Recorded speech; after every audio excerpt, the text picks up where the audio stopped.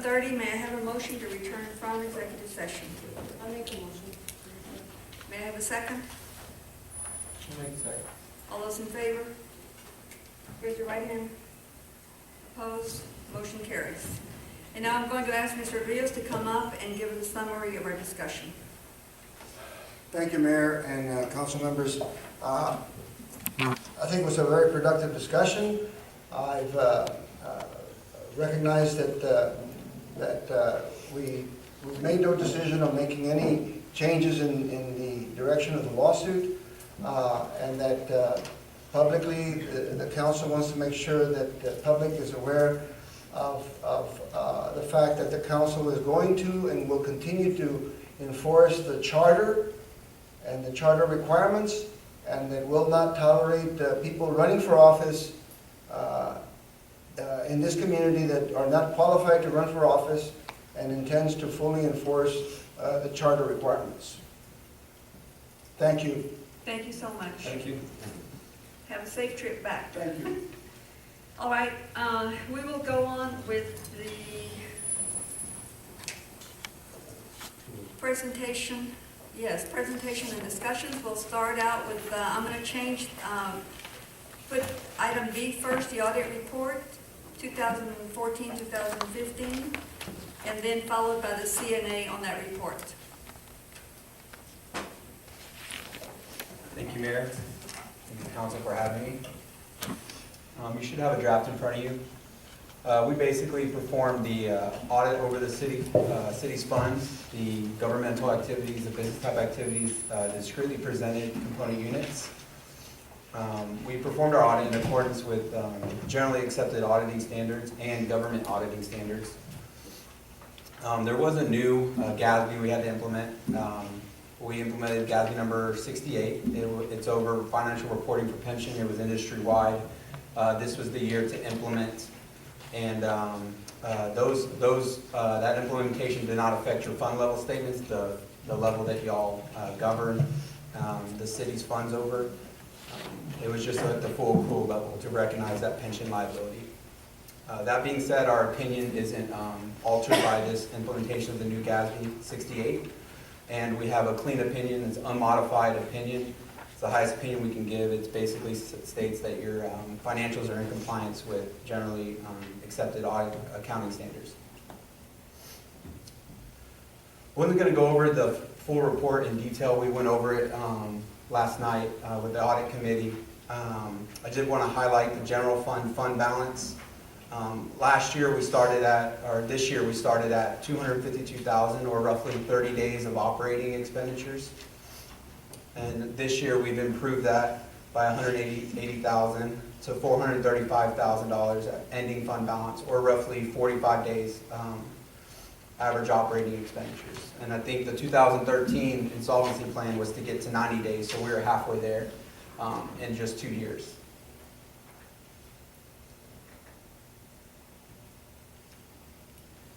That said, was there any questions over anything that I went over today? Take any questions. Council? No, sir. Please proceed.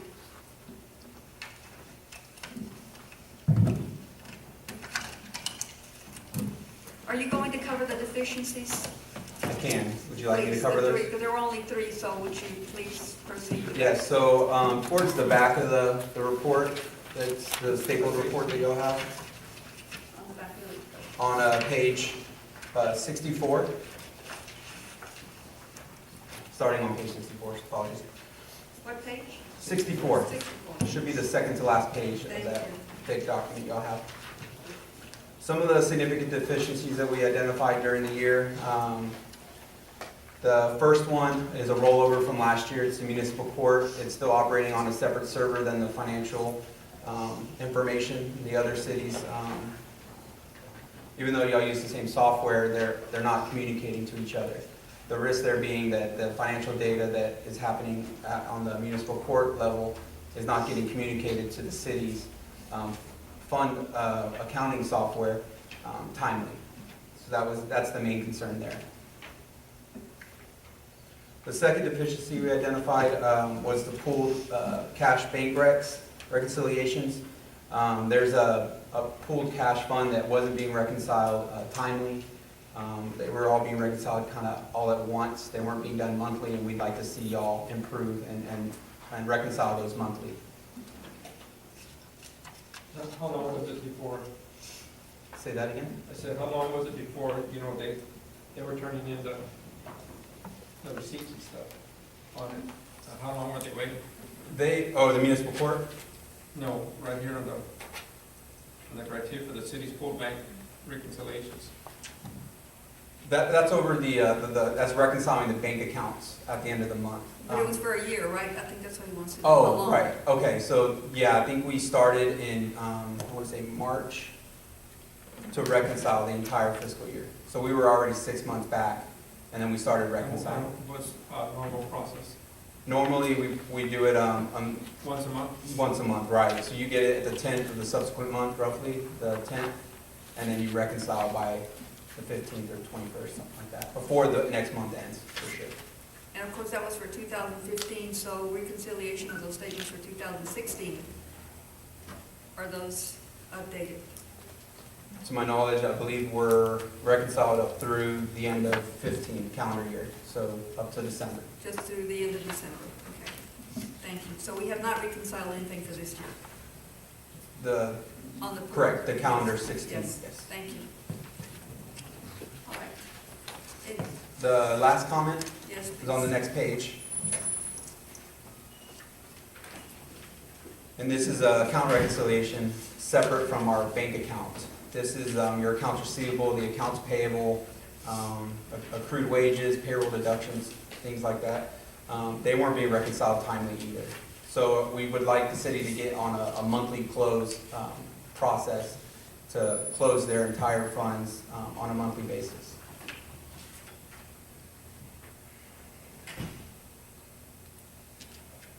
And those were all 3 findings we found, significant issues that we found during the year. All right. I guess the council can ask more questions as we go into the CNA. Is that okay? Yes. Council, is that okay? All right.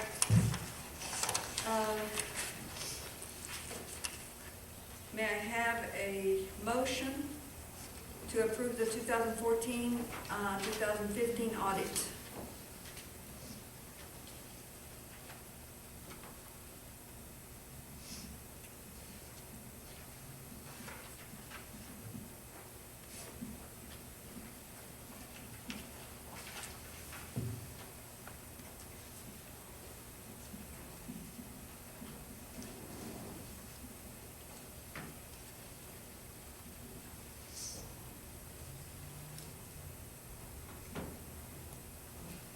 Council? No motion?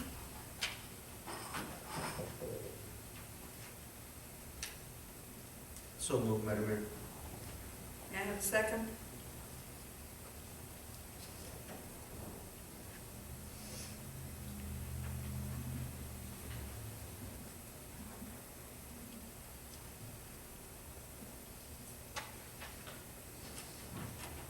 I'll second. We have a motion and a second to approve the 2014-15 audit. Citizens' comments? Please step up and identify yourself. Yes, Mayor, my name is Tomas Robles. Is there like a rating, like excellent, good, on something like this on the inside? The opinion that we gave over your financials are an unmodified opinion, and it is the highest opinion we can give. So Repeat that again, please? it's the highest opinion we can give, an unmodified opinion, it's stating that your financials are in compliance with generally accepted accounting principles in the United States. Any other citizens' comments?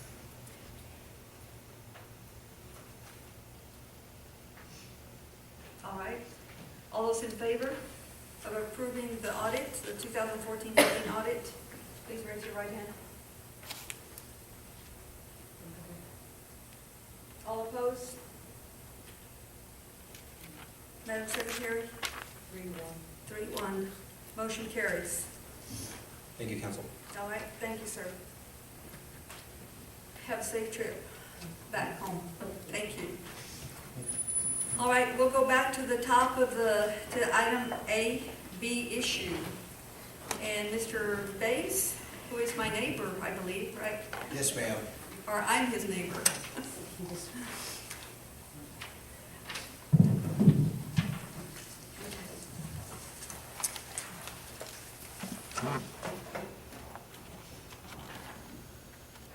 Good evening, Madam Mayor and Council. I've kind of been through in the last 30 days, been through a lot of mess with some bees, or 6 weeks. I could have handed you a big old thick volume upon volume of research and my story, but I wanted to be quick. I know y'all run late sometimes. I left some space here in case y'all wanted to jot down notes for questions for me.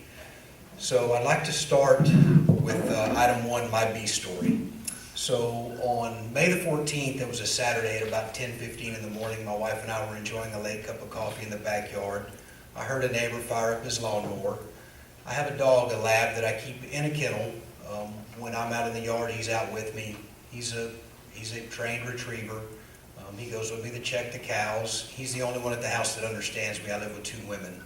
So I heard the neighbor fire up his mower, so I decided it was time for me to get busy and do some yard work. I went in to change clothes, put on some long pants and a long sleeve shirt, and I heard my dog barking. I came back out and went to his kennel, and he was covered in bees. I had to wipe them off with my hand, almost like a squeegee. I yelled for my daughter. She pulled her truck in the driveway. I loaded the dog in the back because he was already a mess, and we took him to Deason's Animal Clinic. The dog survived. They estimate that he had between 75 and 100 bee stings, and it cost $1,600 and 6 days in the vet clinic, and it was touch and go for a few days. One of the things that bothered me is when I carried Macho into the kennel, that's the dog's name, when I carried him into the vet clinic, he weighed 82 pounds. Right next door to me, I have a 3-year-old who weighs about 30 pounds. On the other side of the man that was keeping the bees in town, there are 2 under the age of 7. These bees nearly killed an 82-pound dog. So as soon as I got home from the vet clinic, it only took me about 30 minutes to check the dog in. I called the Floresville police, and I think we have a great police department, very professional police department. Officer Aranya came out, and I told him what the problem was, and he agreed that it was a public health and safety issue. However, there was no plan to deal with these aggressive bees that swarmed from next door. So I asked him, would it be fine if I called my exterminator to exterminate the aggressive bees, and for him to stand by in case there was any trouble with a neighbor. He gave me the thumbs up, thought it was a great idea. You know, if that officer is on the streets patrolling and there's a dog attacking people, he can dispatch the dog. He can take care of business. He just doesn't have a tool to deal with 1,600 bees. So the exterminator arrived. The officer Aranya came back, notified everyone about the bees. The gentleman that owned the bees had an interesting thing to say. He said, well, those are my hives, but those aren't my bees inside. So he already knew that there was something going on. So the exterminator, and Officer Aranya said, do you have any trouble with them exterminating the bees? He said, no, as long as I don't have to pay for it. So that Officer Aranya seemed like that was a green light. We put the exterminator over the fence, and he took care of business. Because there was no method in place for Officer Aranya to be able to call a city contract exterminator, I paid for it, and I was fine with that. And I'm not here asking for my money back, not by any means. But I'm going to tell you what taking care of the city's business did for me. Since the bees were exterminated, the bee owner has called the police back because the bee boxes were damaged. Well, they were stuck together with beeswax, so the exterminator had to hit them with a hammer to break them apart. However, as soon as he put the proper insecticide on those boxes, they're not fit for bees to ever be used again. They're contaminated. So, again, the gentleman called back another time to inform Sergeant Keene that we were all going to face federal indictment for killing these bees. He called the USDA and the Texas Department of Agriculture, and an investigation was opened up on me and the exterminator for killing the bees to make sure we followed the process, the right insecticide at the right ratio.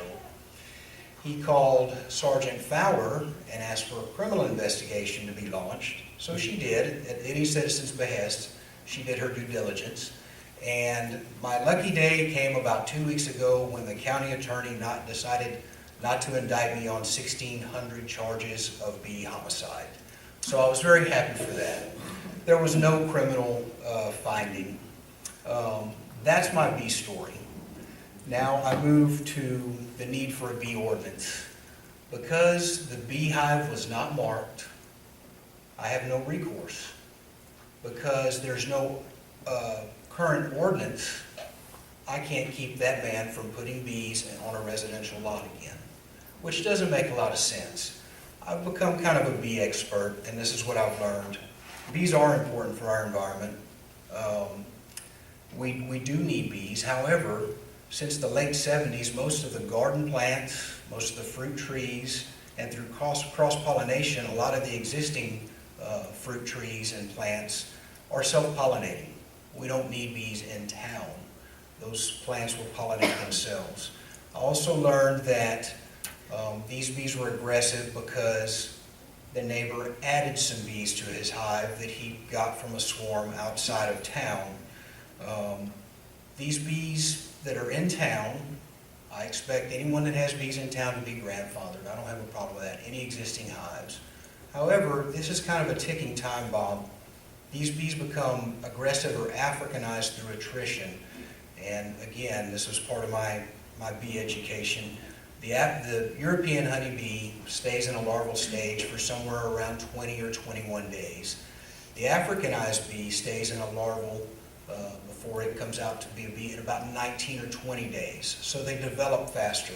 So over time, one Africanized bee in that colony that breeds the queen will through attrition, the entire hive will get that Africanized trait because they just develop quicker.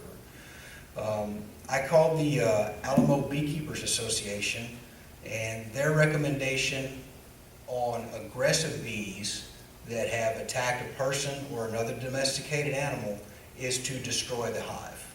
They don't try and put a new queen in there and try and breed the mean out of them. They're too dangerous to have. So their recommendation is to destroy the bees. Number 3 on the paper that was handed to you is the need for a plan of action for aggressive bees. And I would like to see that be part of the ordinance or a SOP for our police officers or volunteer firefighters or firefighters that make an aggressive bee attack. There needs to be someone that they can call, whether it be a city contract exterminator or maybe a rotating list like the county does the records, to be able to mitigate the danger of the aggressive bees immediately, if not sooner. Our policemen aren't equipped. They can stop an armed robber, but they can't stop a swarm of aggressive bees. So we need an SOP or a plan of action for our first responders to be able to take care of these bees. In my bee education, I also got educated on bee ordinances, and I looked all over Texas, Florida, Mississippi, Alabama. Cities of our size, comparable, they did the same thing that I'm asking you to do. They passed ordinances where they grandfathered the current beehives. Commercial beekeeping is prohibited in the city. They all include definitions of what a bee is, what an apiary is, what a colony and what a hive is. This is just an average of beekeeping restricted areas, 400 feet from schools and 200 feet from any linear feet from any property line, which would keep someone from bringing new hives into the city limits or into a subdivision. And the hives have to be marked with an owner's name. That way there's some kind of recourse. So we know, hey, those bees belong to Tim Bays. Those people are getting stung. It's causing a problem. you're gonna have to move your bees out. And then the last thing is that they all have a paragraph in there about aggressive bees need to be destroyed. So everyone even the beekeepers who love the bees, they're saying once they've shown that aggressive trait, that those hives should be destroyed. In San Antonio, the fire department is the primary responder for aggressive bee attacks. However, they do have city contract exterminators to come either remove the hives or, if they're aggressive, to destroy them. So does the council have any questions for me? Since this is a presentation, we typically do not, but Okay. I would recommend that you see our city manager Well, and provide the information to her. Thank you, Madam Mayor. The last thing I'd like to leave you with is, it would please me if you could direct the city manager and for her to direct the code compliance section of the city of Floresville to begin drafting a bee policy and also an aggressive bee response. Thank you so much for your time this evening. Thank you. We Thanks for appreciate bringing it it. to our attention. Yes, sir. Thank you. Thanks, sir. Go on to item C under presentations, is Chamber of Commerce.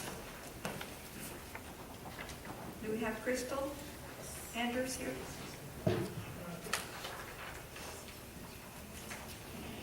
Hi, Madam Mayor and Councilman. I am here today going over our budget for the Visitor and Tourist Center, the funding that we received from y'all.